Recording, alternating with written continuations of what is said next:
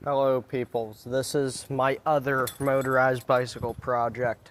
Not my uncle's motorized bicycle, not my green Huffy motorized bicycle, but this is the project I have not talked about on this channel, so yeah.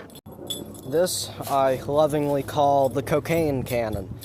Well, looks like it was made by a cocaine addict, but it was, well, I built it obviously. It actually runs amazing.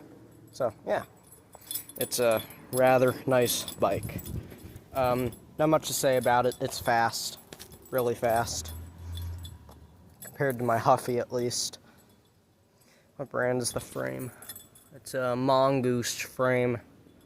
Yeah, I took everything I learned on my uncle's motorized bicycle, everything I learned on my other motorized bicycle when I built this. It's amazing.